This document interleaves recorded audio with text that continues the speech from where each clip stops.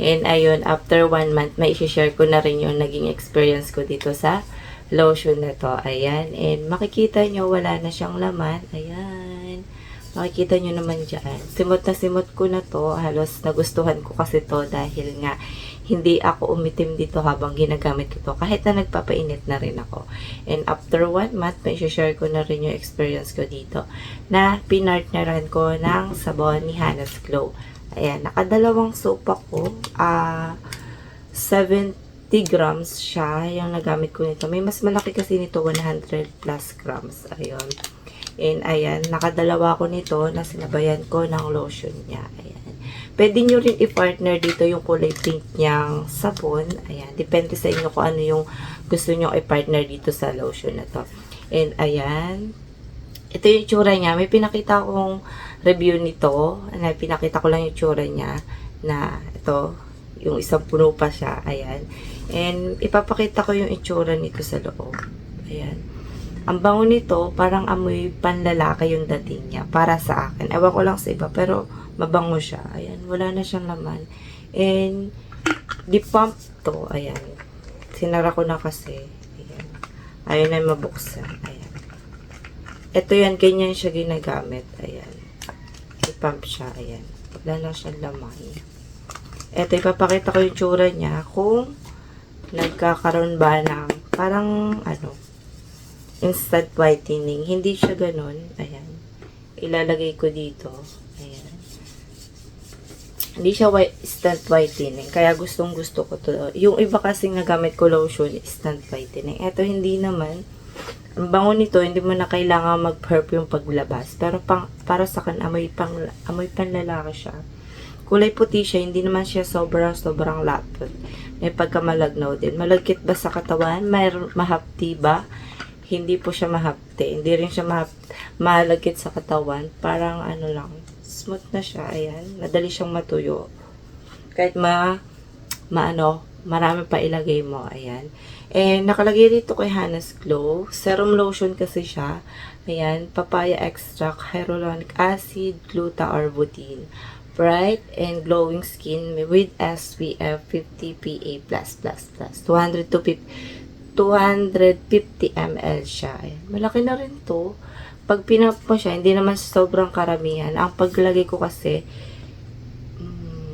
tig-isang, ito, sa dalawang braso, isang pump, sa magkabilang hita ko, bali, tig-isang pump lang. Ayan. Kasi marami na siya pag na-pump siyang ganun. Tsaka, okay siya sa akin. Hindi naman siya naging, hindi ako umitim kahit na nasa labas ako kasi naghahatid sundo ako sa school. Ayan, pumuti naman ako dito. Mas okay kasi sinasabayan mo siya ng sabon. Ayan, mas madaling pakikita mo yung resulta pagka sinabayan mo siya ng sabon. Ayan, ito naman tong sabon na to ay Papaya Kojic Soap, cleanses, moisturizes, and whiten. 70 grams lang siya. Ayan, kulay orange yung laman nito. Ayan, marami na ako naging review ng product ni Hannah's Glow. And ito yung isa sa mga na-try ko. And dito ako na-excite na dahil nagkaroon siya ng lotion. Mahilig kasi ako sa lotion. Ayan, yung ingredients nito, sobrang dami. Ayan, sobrang dami. Ilalagay ko na lang yung ingredients niya. Hindi lahat, pero ayan, ilalagay ko na lang yung mga ilalagay ko dyan. Ayan.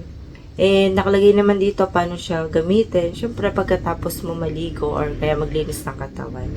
Umaga tsaka gabi mo siya pwedeng gamitin. Ayan. And, nakalagay dito ay, ayan, maganda siya sa skin. Smooth siya. Ayan, nakakaputi siya. Depende sa kulay ng, ng balat mo. Halimbawa, super morena ka. Hindi ka agad. Siguro maraming pang ganito kasi yung iba sasabihin nila, bakit hindi ako pumuti sa lotion na to? Syempre, depende sa skin, kulay ng skin mo yan. Pagka maputi ka naman, makikita mo kaagad yung resulta. Ayan. May enjoy ko to dahil nga mabango siya. Amoy panlalaki lang yung amoy niya.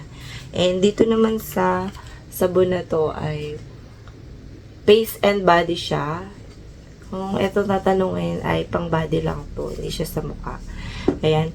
Face and body to sa ginagamit. Ayan. And kulay orange yung laman nito. Yung amoy nito, amoy papaya na amoy kojic. Kasi kadalasan may amoy na sabon na ganito pero orange yung amoy niya. Hindi kay Hannah's Glow. Ayan, yung ingredients niya ilalagay ko rito kung gusto niyo makita. Ayan. Sa mga bago na hindi pa nakakagamit ni Hannah's Glow, maganda yung mga product niya, lalo na sa face. Ayan, nahiyang ako. Meron akong ginagamit na tinaray ko sa face. Ayan, kay Hannah's Glow pa rin yung gamit ko. Ayan. Pero iba naman yung nagamit ko. Pero may ibang nagamit kong ibang bago labas niya. Ayan. Ayan pa rin siya. And yung melasma ko, syempre, ayan.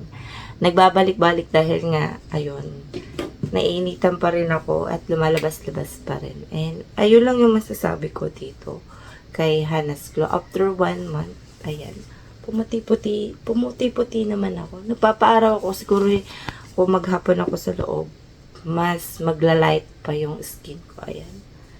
Ayan, hindi ako umitim dito sa lotion na to. Merong lotion na nakakaitim.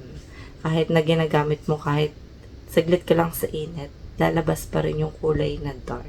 Ayun lang yung masasabi ko after 1 month. And maganda siya.